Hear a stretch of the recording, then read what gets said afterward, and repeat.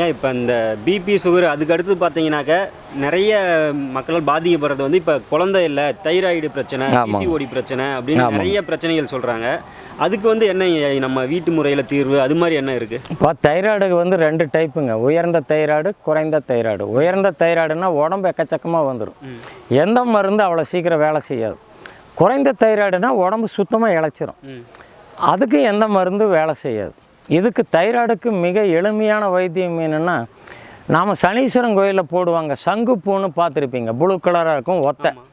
அந்த பூவை டெய்லி காலையில் 10 15 அரைச்சோ மென்னோ முழுங்கிக்கணும். 48 நாளைக்கு சாப்பிட்டா உயர்ந்த தைராய்டு, குறைந்த தைராய்டு ரெண்டும் முற்றிலும் உங்களுக்கு குணமாகும். இல்லாட்டி நீங்கள் அதுக்கு வந்து TSHன்னு சொல்லுவாங்க, அதுக்கு ரிப்போர்ட்டு 15, அதுக்கு மேலே போகக்கூடாது. T3 T4ம்பாங்க. நாம் பேர் டெக்னிக்கலாக தெரிஞ்சு என்னத்தை பண்ண போகிறோம்? தைராய்டு கழுத்துக்கல்லைன்னு தமிழில் பேர். அது தைராய்டு எந்த லெவலாக இருந்தாலும் சங்குப்பூ பக்கத்தால் வீதியில் இருக்குன்னா விதை வாங்கிட்டு நம்ம வீட்டுக்கிட்ட போட்டோம்னா 1 வாரத்தில் வந்துடும். முல்லை சாப்பிடுங்க சரியா. நாம் 15ன்னு சொல்கிறோம், 10 கிடைச்சாலும் எடுத்து மென்று தின்னுக்கணுன்ட்டு அரைச்சி முழுங்கிக்கணும். ஒரு 48 நாளுங்கிறப்ப முற்றிலும் உங்களுக்கு குணமாகும். 2 வேளை சாப்பிட்ணும், காலை இரவு. சாப்பாட்டுக்கு முன்னாடி சங்குப்பூ ப்ளூ கலர் சனீஸ்வரன் கோயில் போடுவாங்க, 10 15 பூ அரைச்சோ மென்னோ 48 நாளைக்கு சாப்பிட்டா முற்றிலும் தைராய்டு குணமாகும். கணச்சூடு உடல் சூடு இருக்குது அப்படின்னாவே பாதி விஷயம் உங்களுக்கு நல்லது நடக்காது. அதுக்கு தான் நம்ம முதல்ல சொன்னோம், விலங்கினத்தோட தத்துவம் காலையில் பல்லு விளக்காமல் வாய் கொப்பளிக்காமல் 10 தண்ணி குடித்தா உடம்புல இருக்கிற சூடு எடுத்துரும். அப்போ சூடு எடுக்கிறப்பவே சந்தோஷங்கள் உங்களுக்கு நிலைக்கும். இதனோட அர்த்தம் உங்களுக்கு புரியும்.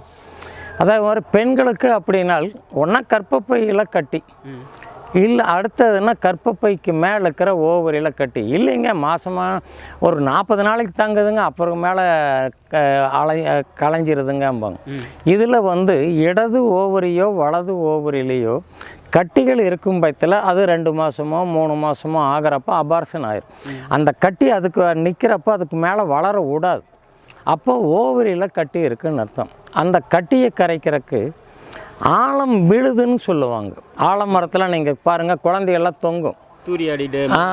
அதுதான் பெரியங்க அந்த காலத்தில் சொன்னாங்க, ஆழம் போல் தலைக்க வேண்டும் நாங்கள். அப்போ அவ்வளோ சுபிச்சமாக அத்தனை தொங்கும் பாருங்கள். அந்த மாதிரி குழந்தை பாக்கியம் நல்லா இருக்கணும்ன்ட்டு அதுக்கு என்ன மாதிரினா, அந்த கர்ப்பப்பையில் இருக்கிற கட்டிக்கரையை, ஓவரியில் இருக்கிற கட்டிக்கரையை ஆழம் விழுது தொங்கும் பாருங்கள். அதில் கீழே இருக்கிறது இலகி இருக்கும்.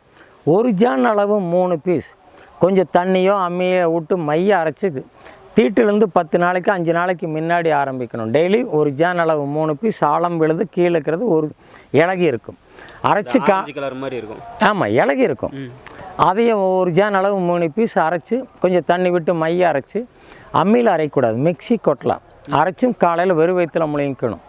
தீட்டிலேருந்து 5 நாள் முன்னாடி. தீட்டுக்கு நடக்கிறப்பமும் 5 நாளைக்கு சாப்பிட்டோம்னா அந்த தீட்டு வர வர கர்ப்பப்பையில் இருக்கிறது ஓவரியில் இருக்கிற கட்டிகள் வந்து கரைஞ்சிரும். அப்போது உங்களுக்கு கர்ப்பம் தரைக்கிறதுக்கு உண்டான சூழ்நிலை உருவாகும்.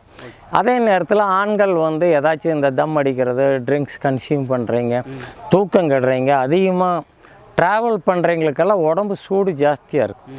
அப்படி இருக்கிறவங்க இந்த பல்லு விளக்காமல் வாய்க்கு 10 தண்ணி குடிக்கணும், கருவேப்பிலை அதிகமாக சாப்பிட்ணும். இதுக்கெல்லாம் உடம்புல இருக்கிற சூடு எடுத்தோம்னா உங்களுக்கு அந்த 2 நடக்கும். இதெல்லாம் சாதாரணமாக இருக்குது. இதுக்கெல்லாம் ஆஸ்பத்திரி எங்கேயும் தேவையில்லை, நம்பிக்கை இருக்கணும். சின்ன இதெல்லாம் சாதாரணமாக சொல்கிறாங்க, இதெல்லாம் நடக்குமா அப்படின்னா அதுக்குன்னு அவரெல்லாம் அங்கே படித்தாங்க இங்கே படித்தாங்கன்னா அது அவங்களோட இது. நம்பிக்கை மட்டுமே பிரதானம் மருத்துவத்தை பொறுத்தவரை. இப்போ வந்து பெண்களுக்கு சின்ன வயசில் இப்போல்லாம் முதலெல்லாம் நம்மளோட அக்காமார்களோ தங்கச்சிமார்களோ இருக்கிறப்போ 18 வயசு 20 வயசு கம்ப்ளீட் ஆனதான் அவங்களுக்கு தீட்டே வருவாங்க, ஏஜ் அட்டன் பண்ணுவாங்க. இப்போல்லாம் 11 வயசு 12 வயசுலேயே வந்துடுறாங்க. அப்படின்னால் நாம் ஃபாஸ்ட்டு ஃபுட்டு இந்த மாதிரி எல்லாம் கலாச்சாரத்தில் போய் சாப்பிடத்தான் உடம்பு சூடு ஜாஸ்தியாக தீட்டாக அது மாறுறது. அப்போ வந்து முறையில்லாத மாதவிலக்கு என்னுடைய கணிப்பு சரியாக இருக்கும்னா 16 வயசு வரைக்கும் மாதம் வரணும்னு எதிர்பார்க்கக்கூடாது. அதுக்கு மேலே தான் மாதம் வரணும். 17-18 வயசில் தான் மாதம் வரணும்னு எதிர்பார்க்கணும். அப்போ அதுக்கு என்னென்னா அயன் வந்து குறைவு, இரும்பு சத்து உடம்புல குறைவுன்னு அர்த்தம். இரும்பு சத்து குறைவானால் தான் முறையில்லாத மாதவிலக்கு ஆகும். மாதம் வராது 6 மாதம் 3 மாதத்துக்கு அப்புறம் தான் வரும். அதுக்கு வந்து கருவேப்பிலை தான் முக்கியம். கருவேப்பிலை ஒரு கைப்பிடி 1/2 டம்ளர் தண்ணியில் கலந்து அரைச்சி வடிகட்டி சாறு குடிக்கிறப்போ இரும்பு சத்து நிறைந்த கருவேப்பிலை குடிக்கும் பொழுது முறையில்லாத மாதவிலக்கும் முறையாகும். ஓகே, சரிங்களா?